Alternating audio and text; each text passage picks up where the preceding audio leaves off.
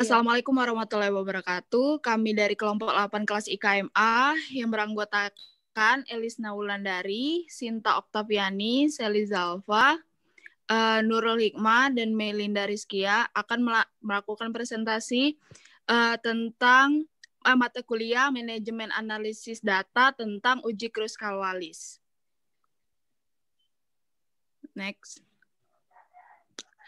Outline dari materi ini antara lain, yang pertama yaitu pengertian uji Kruskal-Wallis, yang kedua fungsi uji Kruskal-Wallis, yang ketiga kelebihan dan kekurangan uji Kruskal-Wallis, yang keempat syarat uji Kruskal-Wallis, yang kelima perbandingan ANOVA dengan uji Kruskal-Wallis, yang keenam asumsi Kruskal-Wallis, yang ketujuh solusi asumsi Kruskal-Wallis, yang ke-8 hipotesis uji Kruskal-Wallis, yang terakhir yaitu kegunaan uji Kruskal-Wallis. Next. Pengertian dari uji Kruskal-Wallis yaitu uji non-parametrik berbasis peringkat yang tujuannya untuk menentukan adakah perbedaan signifikan secara statistik antara dua atau lebih kelompok variabel independen pada variabel dependen yang berskala data numerik atau interval rasio dan skala ordinal. Next. Fungsi uji Kruskal-Wallis yaitu uji ini identik dengan uji one-way ANOVA pada pengujian parametris, yang dimana sehingga uji ini merupakan alternatif bagi uji one-way ANOVA apabila tidak memenuhi asumsi, misal asumsi normalitas. Selain sebagai uji alternatif, kegunaan lain adalah sebagai perluasan dari uji Mann-Whitney test, di mana kita ketahui bahwa uji tersebut hanya dapat digunakan pada dua kelompok variabel dependen. Sedangkan Kruskal-Wallis dapat digunakan lebih dari dua kelompok, misal 3 atau 4 kelompok, atau bisa juga lebih. Selanjutnya, kelebihan dan kekurangan uji Kruskal-Wallis. Kelebihan uji ini yaitu tingkat kesalahan penggunaan prosedur statistik non-parametrik relatif kecil, karena statistik jenis ini tidak memerlukan banyak asumsi. Yang kedua, perhitungan yang harus dilakukan pada umumnya sederhana dan mudah, khususnya untuk data yang kecil. Yang ketiga, konsep dalam statistik non-parametrik mudah untuk dimengerti. Dan yang terakhir, dapat digunakan untuk menganalisa data yang berbentuk hitungan maupun peringkat atau rank. Untuk kekurangannya sendiri, hasil tidak selalu sesuai dengan yang diharapkan karena kesederhanaan perhitungannya. Namun, walaupun perhitungan dalam statistik non-parametrik sangat sederhana, bila jumlah datanya sangat besar, maka dibutuhkan perhitungan yang sangat lama. Untuk kasus yang demikian, prosedur statistik parametrik lebih tepat untuk digunakan. Selanjutnya, perbandingan ANOVA dengan uji Kruskal-Wallis. Pada ANOVA, data harus berdistribusi normal, sedangkan pada uji Kruskal-Wallis, data harus berdistribusi bebas. Untuk ANOVA, data harus homogen. Untuk uji Kruskal-Wallis, data bias homogen atau heterogen. Pada uji ANOVA, memiliki variansi yang sama. Pada Kruskal-Wallis juga memiliki variansi yang sama. Untuk ANOVA, sampel yang akan diuji harus independen. Pada Kruskal-Wallis, sampel yang akan diuji juga harus independen. Asumsi Kruskal-Wallis. Perlu kami tekankan lagi bahwa syarat atau asumsi uji ini adalah yang pertama, variabel independen berskala kategorik lebih dari 2 kategori. Variabel dependen berskala numerik, interval rasio, atau skala ordinal. Yang ketiga, independen artinya sampel di tiap kategori harus bebas satu sama lain, yaitu tidak boleh ada sampel yang berada di pada 2 kategori atau lebih. Yang terakhir, tiap kategori memiliki variabilitas yang sama, yaitu bentuk curve histogram dan sebaran data yang sama. Apabila bentuk sebaran data sama, maka uji Kruskal-Wallis dapat digunakan untuk menilai perbedaan median antar kategori. Sedangkan jika bentuk sebaran tidak sama, maka uji ini tidak dapat digunakan untuk menilai perbedaan median, jadi hanya untuk menilai perbedaan peringkat rata-rata. Uji Kruskal-Wallis merupakan alternatif dari uji ANOVA yang digunakan bila salah satu syarat dari uji ANOVA tidak terpenuhi. Selanjutnya adalah solusi asumsi Kruskal-Wallis. Solusi apabila asumsi dilanggar yaitu 1. Apabila kategori hanya ada 2 variabel, maka gunakan uji Mann-Whitney U-test. Kedua, apabila skala data di tiap variabel tidak sesuai, maka gunakan uji yang sesuai. Misalkan, skala data variabel independen dan dependen adalah nominal, maka gunakan uji chi-square. Yang ketiga yaitu apabila anggota sampel di tiap kategori sama, maka gunakan uji komparatif berpasangan untuk skala ordinal, yaitu uji Friedman test. Selanjutnya, hipotesis uji Kruskal-Wallis. Hipotesis yang digunakan untuk uji Kruskal-Wallis adalah ada tidaknya perbedaan dari beberapa kelompok populasi yang diamati. Katakanlah, satu variabel mewakili satu populasi, sehingga terdapat beberapa populasi yang diamati. Maka pengujian hipotesisnya terdapat populasi ke K. Contoh hipotesis uji Kruskal-Wallis. H0 sama dengan median dari K populasi adalah sama. Sedangkan HA, median dari K populasi tidak sama. Contoh lain, H0 semua populasi berasal dari tempat asal yang sama. HA semua populasi berasal dari tempat asal yang tidak sama. Berikutnya yaitu ada kegunaan uji Kruskal-Wallis. Di sini kegunaan uji Kruskal-Wallis terbagi menjadi 3. Yang pertama yaitu uji Kruskal-Wallis biasa digunakan sebagai alternatif untuk uji one-way ANOVA, di mana asumsi kenormalan tidak terpenuhi. Yang kedua, digunakan untuk membuat perbandingan antara 2 atau lebih variabel kuantitatif berbentuk ranking, di mana sampelnya merupakan sampel independen dan asumsi kenormalan tidak terpenuhi. Yang ketiga itu merupakan uji pengembangan dari Mann-Whitney test, di mana variabel yang digunakan pada uji ini berjumlah lebih daripada 2 variabel. Dengan catatan, apabila jumlah kelompok variabel hanya 2, maka uji Kruskal-Wallis sama dengan uji Mann-Whitney. Umumnya, jika terdapat 2 kelompok variabel yang saling bebas, maka uji yang lebih cenderung digunakan adalah uji Mann-Whitney. Selanjutnya, kita langsung membahas tentang contoh pengaplikasian uji Kruskal-Wallis, di mana kami menggunakan soal seperti berikut. Untuk membandingkan tingkat keefektifan dari 3 macam metode diet, maka sebanyak 22 orang mahasiswi yang dipilih dari suatu universitas dibagi menjadi 3 kelompok, yang mana masing-masing kelompok mengikuti program diet selama 4 minggu sesuai dengan metode yang telah dibuat. Setelah program diet berakhir, maka diperoleh banyaknya berat badan yang hilang dalam hitungan kilogram dari mahasiswi-mahasiswi tersebut sebagai berikut.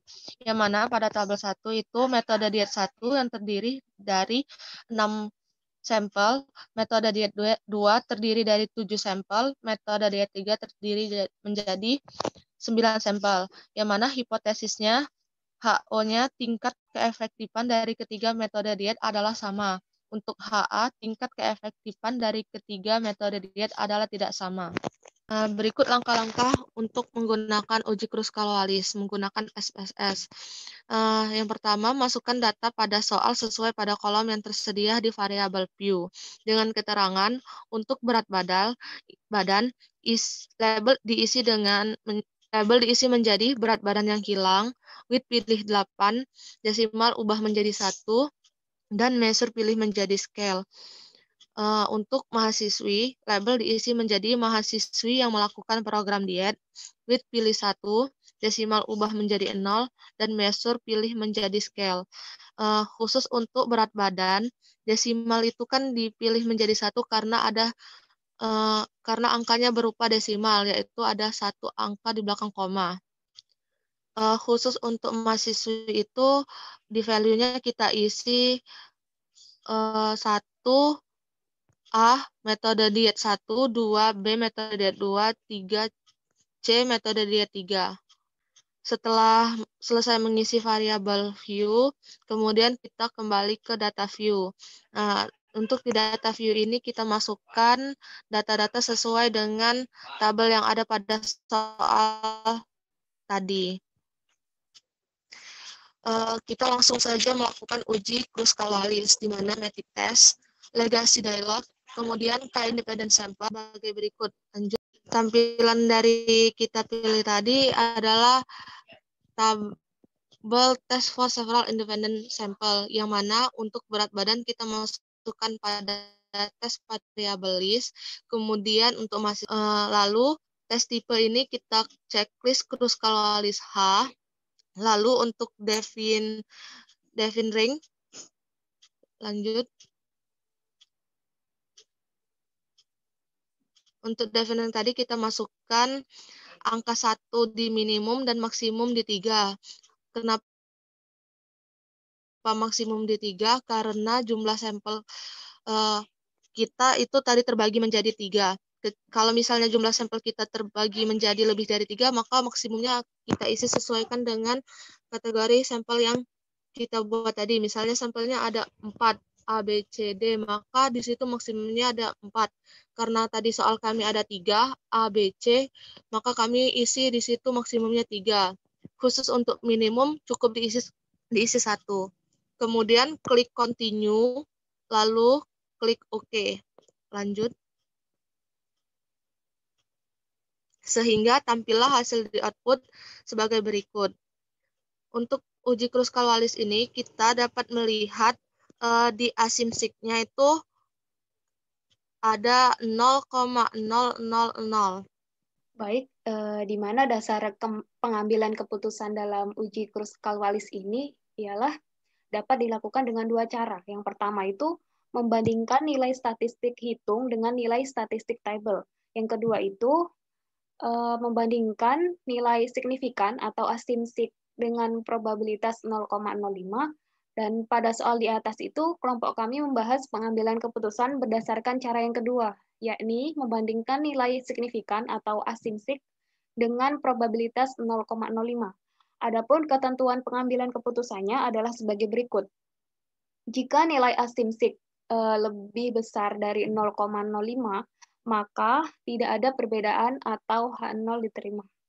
Jika nilai asimsik kurang dari 0,05, maka ada perbedaan atau H0 ditolak. Sehingga dari hasil yang kami dapatkan tadi, interpretasinya dapat kami simpulkan sebagai berikut. Berdasarkan output tes statistik di atas, diketahui nilai asimsik adalah sebesar 0,000, kurang dari 0,05. Dengan demikian dapat disimpulkan bahwa HO ditolak dan HA diterima, yang artinya ada perbedaan yang nyata signifikan antara ketiga program diet. Dengan demikian dapat dikatakan pula bahwa tingkat keefektifan dari ketiga metode diet adalah tidak sama. Kita langsung ke pengaplikasian di SPSS.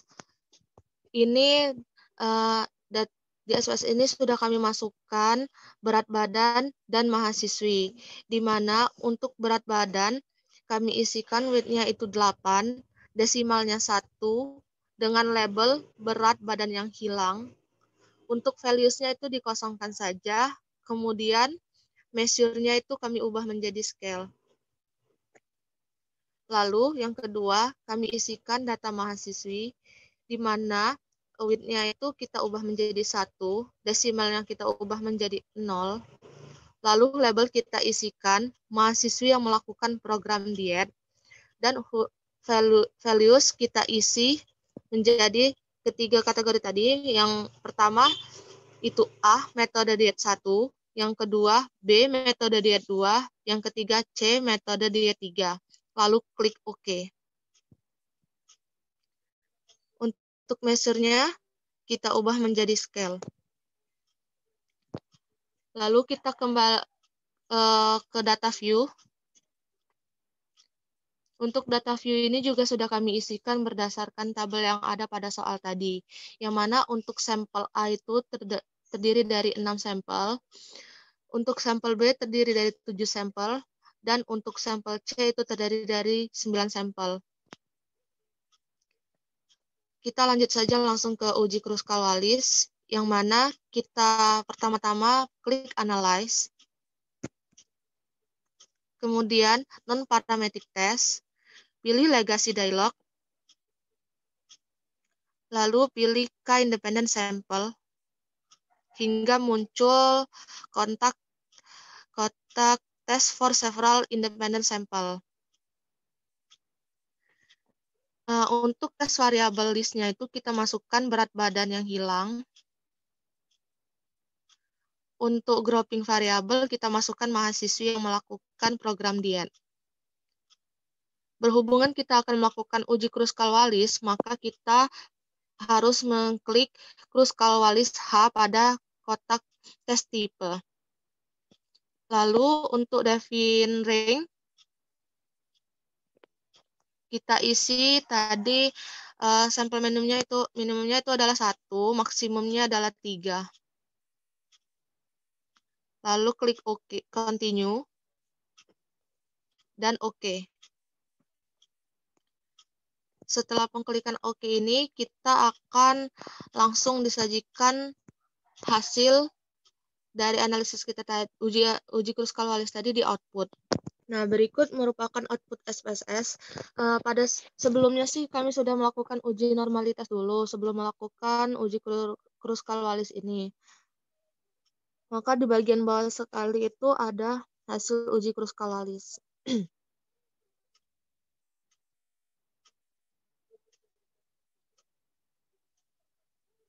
Yaitu di bagian uji Kruskal-Wallis ini yang kita lihat itu di asimsiknya itu ternyata 0,000.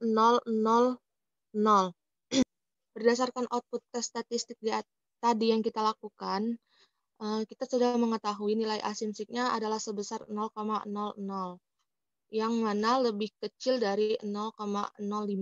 Dengan demikian dapat disimpulkan bahwa HO ditolak dan HA diterima, yang berarti ada perbedaan yang nyata signifikan antara ketiga program diet.